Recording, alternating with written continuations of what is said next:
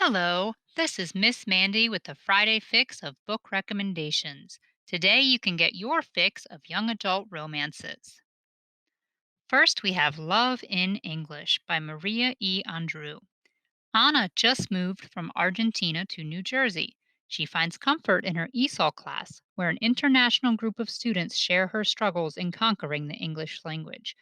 Anna is a language lover at heart, and she starts to write poetry about some of the quirks of her new language. As the school year goes on, Anna enjoys watching cheesy American movies with her classmate Neo from Greece.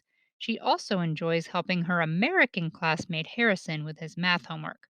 But the day will come when Anna has to choose between the two and figure out what it is that she really wants. Next up, this is My Brain in Love by I.W. Gregorio. Jocelyn Wu has spent most of her life helping out in her family's Chinese food restaurant. One summer, she realizes that the restaurant is in trouble, and she has the idea to hire someone who can help with new ideas and a social media presence. Will applies for the job, with his journalist mind curious how this one restaurant has stayed open in the strip mall while everything else has changed hands. As Will starts work, the two fall for each other. But how can they build a romance when Mr. Wu has a strict no hanky panky policy and all of Jocelyn's free time is spent at the restaurant? Our third book is Happily Ever Afters by Elise Bryant. Tessa and her family just moved so Tessa can attend a prestigious arts academy. She was accepted into the creative writing program, but there's only one problem. She doesn't usually share her work with anybody but her best friend Caroline. The idea of sharing her writing and hearing critique from her gifted classmates sends her into paralyzing writer's block. Caroline decides the only thing to do is inspire Tessa by giving her a real life romance of her own. Tessa tries to create romantic moments with Nico, but her writer's block persists. Maybe she has the wrong leading man. I'll Be the One by Lila Lee. Sky Shin wants to be the first plus size K pop star. She enters a televised competition and doesn't let anyone underestimate her due to her size. Sky is not apologetic about how she looks, not even to her mother. She knows she has what it takes to win. Coming up against a lot of criticism from those within the industry, Sky carries on. She even finds something else about the competition that she's interested in her competitor, Henry Cho. Next is A Cuban Girl's Guide to Tea and Tomorrow by Laura Taylor Namey.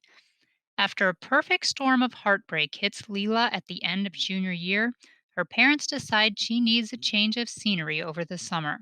So they send her to England to stay with an aunt that runs a hotel. Leela is not happy to leave sunny Miami for rainy London. She is determined to hate her experience there. But little by little, she opens herself up to what London has to offer. Baking her grandmother's Cuban pastries for the hotel brings her a taste of home and also leads her to meet Orion.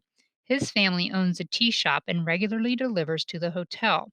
He is also a great tour guide and immediately welcomes Leela into his group of friends. Suddenly, it seems like leaving to go back home will be the hardest part of her summer. Our last story for today is You Should See Me in a Crown by Leah Johnson. This is one of my favorite young adult books read in 2020. Liz Flighty is ready to get out of small town Indiana, but when her scholarship falls through for college, she has to change plans quickly. Her brother suggests running for prom queen because it comes with a monetary award. Liz blows off the idea at first because she's black and gay and not at all the type to put herself out there. But with her college plans on the line, Liz finds herself with a packed schedule of community service events, school spirit events, and extra pressure to keep her grades up. This book captures the feel of high school, the friendships, the drama, and the stakes that always seem so high. A very fun read. That's it for this week's Friday Fix. Thank you so much for listening. I hope you can place holds on these titles or check them out in one of our apps. Next Friday, I will share a few more middle grade recommendations with you.